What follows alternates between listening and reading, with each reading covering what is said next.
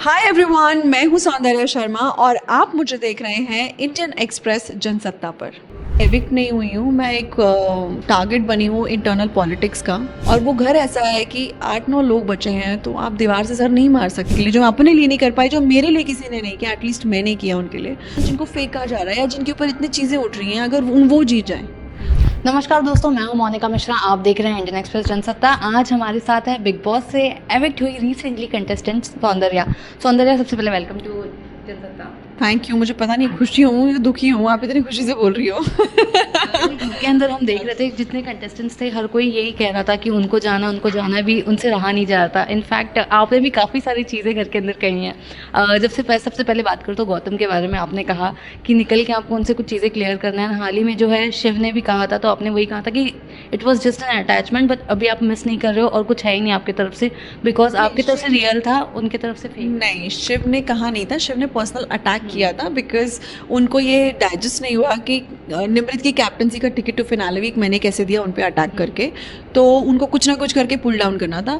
और रही बात कि मेरी तरफ से रियल था नहीं था, I was genuine about the equation जो उन्होंने मुझे he made me believe in. बाकी अब यहाँ आने के बाद अब बाकी बातें तो बात की हैं, will see how it goes. तो क्या मतलब बाहर आने के बाद आपने बात किया या आप करने वाले हैं? नहीं, मैंने बात नहीं किया। अभी तो मैं आई हूँ, आधे लोगों को तो पता ही नहीं, मैं आप लोगों के साथ हूँ अभी।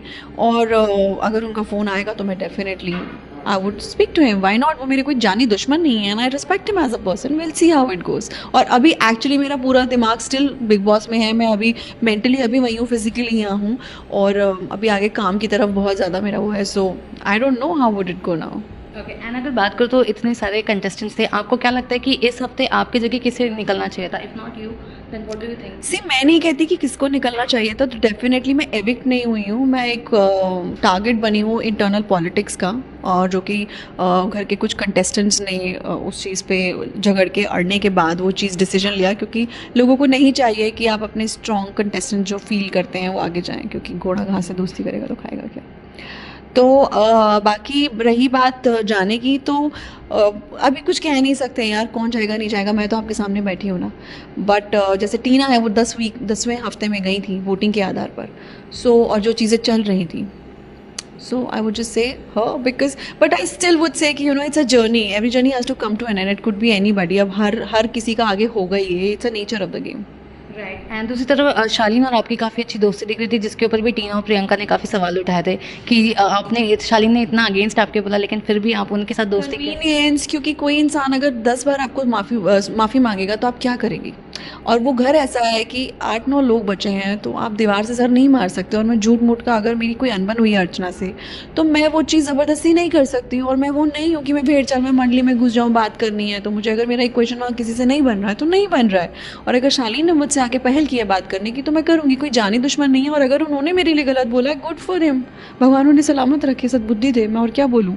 But I can't be somebody who will keep holding. और अगर मैं वो चीज़ नहीं हूँ, उन्होंने अफवाह फैलाई 10 चीज़ें की, उन्होंने बहुत बार सॉरी भी मांगी। इनफैक्ट आज के एपिसोड में अब आप देखेंगे आज जो आएगा, सो सारे सवालों के जवाब आपको वहीं मिल जाएंगे। ओके, और दूसरी तरफ आप मंडली को ब्रेक करने की भी ट्राई कर रही थी। ये भी चीज़ कही गई कि सौंदर्या मतलब डिसाइड कर रही थी कि मंडली को अब तोड़ना है, तभी जाके जो है गेम अच्छे से खेल पाएंगे। ये मैंने नहीं कहा, ये शालीन ने बोला है। And first of all I don't believe in किसी को तोड़ना मरोड़ना।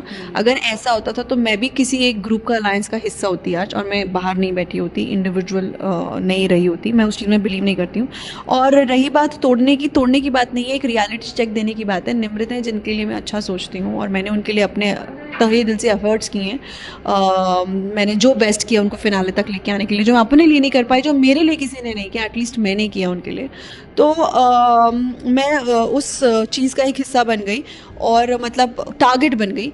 और मुझे ऐसा लगता है कि टारगेट किया जाता है इन चीज़ों के चक्कर में। तो तोड़ने की बात नहीं कि मैंने उनको कहा कि आप रूबरू हो जाइए सच्चाई से, कौन आपका अपना है कौन नहीं है, क्योंकि कहनी और कथनी में फ़र्क होता है। एग्जैक्टली, आपको क्या लगता है कि घर के अंदर आपको जो है टारगेट पर्पसली बनाया गया, ना आप इस ग्रुप के में जा पाए ना आप उस ग्रुप के रह पाए? मैं ग्रुप में जाने नहीं आई थी। अगर मैं ग्रुप में जाने आती तो मैं ग्रुपिज्म वाले शो में चली गई होती।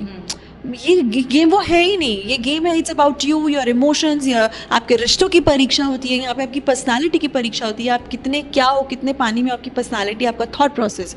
मेरे लिए भेड़ चाल का सिर्फ एक ट्रॉफी नहीं जीतना होता है। मेरे लिए यही एक ट्रॉफी है कि लोगों ने मुझे प्यार दिया। मैं क्या करूँगी इस ट्रॉफी का अगर आज मान लो एक्स पर्सन जिनको फेक कहा जा रहा है या जिनके ऊपर इतनी चीज़ें उठ रही हैं, अगर वो जीत जाए तो क्या उसके कोई मायने रह जाएंगे? मैं कहती हूँ फॉर दैट मैटर एनीबॉडी, आप डबल स्टैंडर्ड रख के कन्वीनियंस के हिसाब से चीज़ें कर लो, क्या उसके कोई मायने रह जाएंगे? नहीं ना। तो वो भी मेरे को गवारा नहीं है। बट हाँ, definitely I would have love to have the trophy because it's Bigg Boss's trophy और उसी के लिए हम आए हैं। बट ठीक है, this is my journey and I accept and I am happy about it. Okay, so आपके हिसाब से टॉप 3 कौन है? मेरे हिसाब से बोलने से अब कुछ नहीं होता, कोई भी हो सकता है।